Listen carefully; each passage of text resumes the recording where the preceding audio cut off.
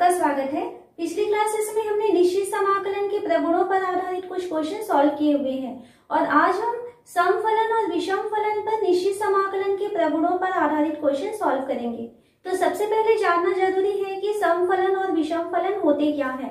तो यदि मान लीजिए हमें कोई फंक्शन f(x) दिया हुआ है तो फंक्शन f(x) सम है या विषम है ये जानने के लिए हम इस x की वैल्यू को -x रखेंगे। तो यदि f -x की वैल्यू ये f(x) के ही इक्वल होती है तब इस टाइप के फंक्शन को हम कहते हैं सम फलन। इस तरीके से चेक किया जाता है। और यदि f -x की वैल्यू -f(x) के इक्वल हो जाए देन इस फंक्शन को हम कहते हैं विषम फलन। तो निश्चित समाकलन में सम और विषम फलन पर आधारित प्रगुण क्या है। यदि मान लीजिए आपको -a to a f(x) dx इसका इंटीग्रेशन करना है तो यहाँ पे आप देख रहे हैं कि lower limit and upper limit दोनों इक्वल है, लेकिन क्या है कि नीचे लोअर लिमिट में माइनस का साइन लगा है और अपर लिमिट में प्लस का साइन लगा है। तो इसमें दो वैल्यूज पॉसिबल हो सकती हैं। पहला ये हो सकता है कि इसकी value 0 to a f(x) dx होगा या सेकेंड इसकी वैल्यू 0 हो सकती है। ये डिपेंड करता है कि फंक्शन f(x) कैसा है। यदि फंक्शन f(x) सम फलन है तो यदि ये सम फलन है तब इसकी वैल्यू जो है 0 to a f(x) dx होगा। और यदि फंक्शन f(x) जो है वो विषम फलन है then -a to a f(x) dx की वैल्यू 0 हो जाती है यदि ये विषम फलन है। तो अभी हमें जब क्वेश्चन दिया जाएगा जिसमें लिमिट्स इस टाइप से रहेंगे और हमें इसकी वैल्यू सॉल्व करनी है, वैल्यू फाइंड करनी है, तो हम सबसे पहले ये चेक कर लेंगे कि ये सम है या विषम है। यदि विषम फलन हो जाता है देन अब हम उसे सॉल्व नहीं करेंगे, डायरेक्ट उसकी प्रगुण से हम उसकी वैल्यू को 0 लिख सकते हैं। और यदि सम फलन होता है देन इस रिजल्ट को लेकर के हम आगे की तरफ और बढ़ सकते हैं। तो पहला क्वेश्चन हम इसमें देखते हैं। पहला क्वेश्चन हमें दिया हुआ है -π/2 to π/2 sin to the power 7x dx। तो यहाँ हम क्या देख रहे हैं कि ये जो क्वेश्चन हमें दिखाई दे रहा है ये -a to a f(x) dx जैसा ही है। तो इसे हम सॉल्व करने के पहले चेक कर लें कि जो हमें फंक्शन f(x) दिया है sin to the power 7x dx इसको हम चेक कर लेते हैं कि ये सम फलन है या विषम फलन है। तो इसके लिए हम क्या करें, x को हम -x रखते हैं। तो x = -x रखने पर तो ये हो जाएगा f -x = sin to the power 7 -x। ये हो जाएगा, ये f(x) की वैल्यू है sin to the power 7x। तो यहाँ पर देखिए sin to the power 7 -x है और हम क्या जानते हैं कि sin -x की वैल्यू -sin x के इक्वल होता है। तो इसकी वैल्यू हो जाएगी f -x = sin x की पावर 7। माइनस की पावर विषम संख्याएं है देन इसकी वैल्यू हो जाएगी -sin to the power 7x। f -x की value -sin to the power 7x आ रहा है, यानी क्या आ रहा है ये माइनस, ये क्या है f(x). तो हमें मिल रहा है f -x की वैल्यू -f(x) के इक्वल। और क्या जानते हैं कि अगर f -x की वैल्यू -f(x) होता है देन ये विषम फलन है। तो हम यहाँ से कह सकते हैं कि ये विषम फलन है।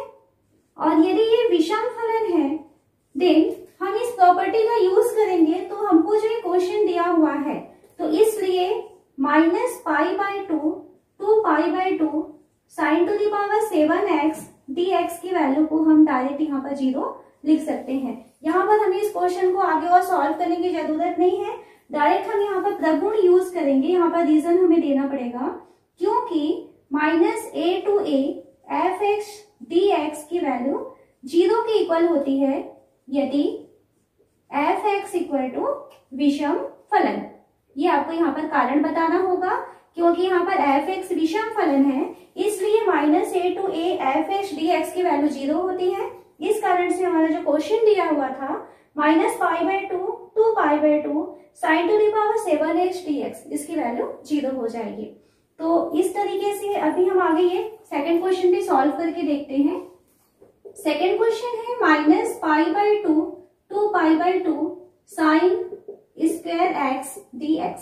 तो यहाँ पर देखिए ये -π/2 to π/2 दिखाई दे रहा है, तो इस कारण से हम क्या करेंगे, यहाँ पर इस फंक्शन को चेक कर लेते हैं कि ये सम फलन है या विषम फलन है। तो यहाँ क्वेश्चन में हमें फंक्शन की वैल्यू दिखाई दे रही है sin स्क्वायर x। यहाँ पर हम f(x) की वैल्यू sin स्क्वायर x है, देन हम f माइनस एक्स की वैल्यू लेते हैं, तो ये हो जाएगा sin स्क्वायर माइनस एक्स। और हम क्या जानते हैं कि sin माइनस एक्स की वैल्यू माइनस साइन एक्स के इक्वल होते हैं। इस कारण से f माइनस एक्स की वैल्यू हो जाएगी माइनस साइन एक्स का स्क्वायर। माइनस की पावर क्या है, सम संख्या, तो इस कारण से ये हो जाएगा प्लस। तो हमें मिल जाएगा f minus X equal to sine square X. Minus का साइन प्लस में चेंज हो गया, यानी f माइनस एक्स की वैल्यू जो है हमें एफ एक्स के ही इक्वल मिल रही है। तो f माइनस एक्स और एफ एक्स दोनों इक्वल हो गए, इसलिए हम यहाँ से कह सकते हैं कि साइन स्क्वायर एक्स, इसको ऐसा लिख सकते हैं F X equal to sine square X सम फलन है। और यदि ये सम फलन है देन प्रॉपर्टी क्या यूज होगी हमको, तो इसलिए हम क्या करेंगे कि -π/2 to π/2 f(x) dx की वैल्यू को हम लिख सकते हैं, 2 कॉमन निकाल देंगे, 0 to π/2 f(x) dx, क्योंकि ये सम फलन है। यदि ये विषम फलन होता देन इसकी वैल्यू यहाँ पर 0 हो जाती और डायरेक्ट हमको यहाँ पर आंसर मिल जाता। अब हमको आगे इसको सॉल्व करना होगा। तो अब देखिए हमारा जो फंक्शन i है वो चेंज हो चुका है two 0 to π/2 sine square X dx। इसको एक इक्वेशन दे करके छोड़ देते हैं। अब हम क्या करें, एक प्रॉपर्टी यहाँ पर यूज करते हैं। हम जानते हैं कि 0 to a f(x) dx की वैल्यू को हम लिख सकते हैं 0 to a f a minus X dx। ऐसा क्यों कर रहे हैं, क्योंकि हमको ऊपर π/2 दिखाई दे रहा है और साइन में हम जानते हैं कि साइन π/2 माइनस एक्स यदि किया जाए देन साइन जो है वो कॉस में चेंज हो जाता है, तो इस कारण से हम इसको कॉस में चेंज करेंगे। तो ये i इक्वल टू अब हो जाएगा two 0 to π/2 sine square X के बदले हमें क्या लिखना है, a माइनस एक्स, और यहाँ पर इसकी लिमिट क्या है, π/2 है, तो ये हो जाएगा π/2 minus X dx। i equal to 0 to π/2 sine π/2 minus X, तो साइन 90 माइनस थीटा की वैल्यू कॉस थीटा होती है, तो ये कॉस थीटा में चेंज हो जाएगा कॉस एक्स में, और इसका स्क्वायर है तो ये हो जाएगा कॉस स्क्वायर एक्स dx। ये हो गया इक्वेशन 2। अब आपको समझ में आ रहा होगा कि हम इसको ये प्रॉपर्टी क्यों लगाए, क्योंकि फर्स्ट इक्वेशन हमको साइन स्क्वायर एक्स दिखाई दे रहा था, सेकेंड इक्वेशन हमें कॉस स्क्वायर एक्स मिल रहा है। तो साइन स्क्वायर और कॉस स्क्वायर को यदि ऐड कर दिया जाए देन उनका ऐड जो है sine square plus cos square की वैल्यू 1 हो जाती है, तो यहाँ से हमको इंटीग्रेशन करने में आसानी होगी, इसलिए हम इसको इस तरीके से चेंज किए हुए हैं। तो हम क्या करेंगे, यहाँ पर इक्वेशन 1 और इक्वेशन 2 को हम ऐड कर देते हैं। तो ये i plus i equal to first में हो जाएगा 2 0 to π/2 sine square X dx plus second हो जाएगा 0 to π/2 cos square X dx। 2i हो गया ये इक्वल टू, दोनों से हम 2 कॉमन निकाल सकते हैं और यहाँ हम देखते हैं कि दोनों की ही लिमिट्स इक्वल है, तो एक साथ यदि हम इसे लिखें तो 0 to π/2 इसे हम लिख सकते हैं sign square x plus cos square X dx। अब देखिए यहाँ पर sine square plus cos square, इसकी वैल्यू 1 हो जाएगी, तो 2 और 2 यहाँ से कैंसिल भी कर दीजिए। i इक्वल टू हमको मिल रहा है 0 to π/2, ये 1 हो गया, 1 इंटू इसका dx, एक्स के सापेक्ष इसका इंटीग्रेशन करेंगे, देन i इक्वल टू 1 का इंटीग्रेशन x। अब क्योंकि इंटीग्रेशन का प्रोसेस कंप्लीट हो चुका देन अब हम इसके लिमिट्स को रख देते हैं। तो एक बार i में x की वैल्यू अपर लिमिट रखेंगे, फिर सेकेंड टाइम में लोअर लिमिट रखेंगे। तो x की वैल्यू रखेंगे पहले π/2 माइनस x की वैल्यू रखते हैं 0, तो हमें फाइनली आंसर मिल रहा I इक्वल टू π/2। तो अभी हमने दो क्वेश्चन सॉल्व किए। फर्स्ट क्वेश्चन जो हमने लिया था तो उसमें हमने क्या लिया कि ये जो फंक्शन था ये विषम फलन था। तो विषम फलन यदि हमें पता चलता है और लिमिट इस तरीके से यदि आपको दिया हुआ है, देन डायरेक्ट हम इस प्रॉपर्टी का यूज करके कह सकते हैं कि उसकी वैल्यू 0 के इक्वल होगी। और यदि सम फलन है देन हम उसे आगे सॉल्व करेंगे। तो अभी हम सम और विषम फलन से कुछ और एग्जाम्पल सॉल्व करते हैं। यहाँ हमें क्वेश्चन देते हैं -π/2 to π/2 x³ plus x cos x plus 10⁵x plus 1 dx। तो इसका इंटीग्रेशन करना है। तो ये I की वैल्यू है।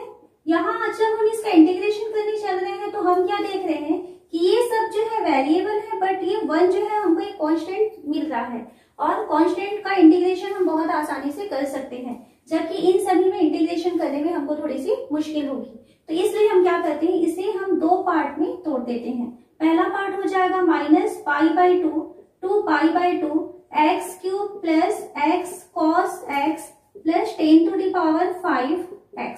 ये फर्स्ट पार्ट कर दिए dx, और सेकेंड पार्ट में हम इस कांस्टेंट को रखते हैं तो ये हो जाएगा -π/2 to π/2 1 dx।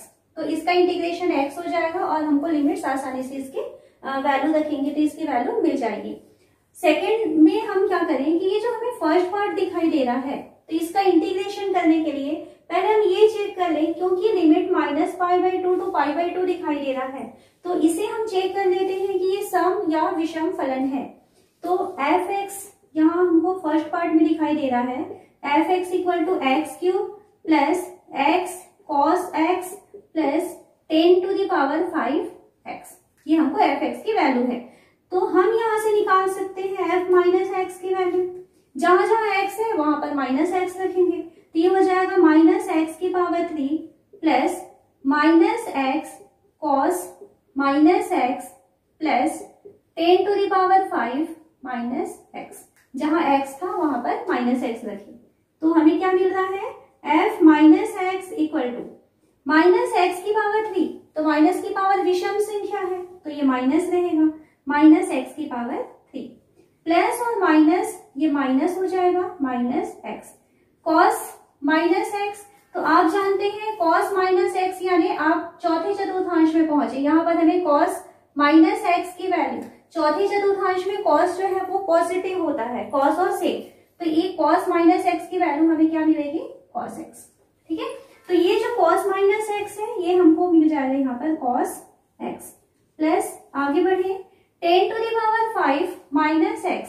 तो 10 -x की वैल्यू तो चौथे चतुर्थांश में 10 -x, तो 10 -x की वैल्यू होती है -10x।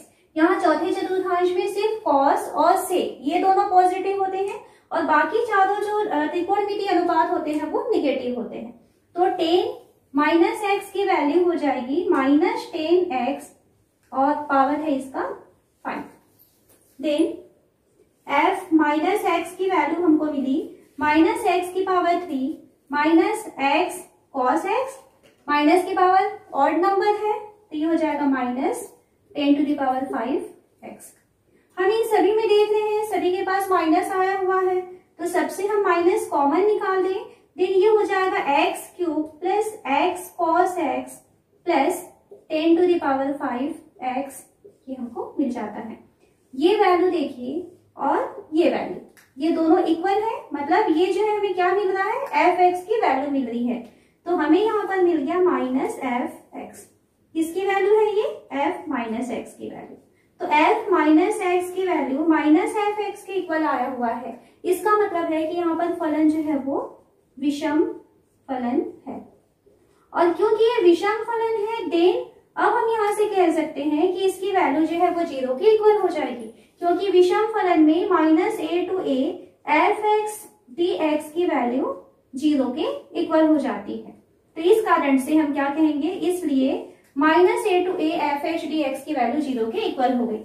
अब क्वेश्चन में आते हैं, I इक्वल टू, ये फर्स्ट क्वेश्चन था तो इसकी वैल्यू हो जाएगी 0 प्लस सेकेंड क्वेश्चन है -π/2 to π/2 1 dx।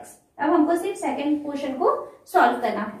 देन इसकी वैल्यू हो गई i इक्वल टू एक्स का 1 का इंटीग्रेशन हो जाएगा x, और इंटीग्रेशन होने के बाद हम अब इसकी लिमिट्स रख देते हैं -π/2 to π/2। i equal to X की वैल्यू एक बार अपर लिमिट रखें तो π/2 हो जाएगा, माइनस का साइन देंगे और x की वैल्यू एक बार लोअर लिमिट करते हैं तो ये हो जाएगा -π/2। i equal to π/2, minus and minus ये प्लस हो गया, देन हमको आंसर मिल रहा है इंटीग्रेशन की वैल्यू टोटल पाई के इक्वल है। ये इसका आंसर हो जाएगा।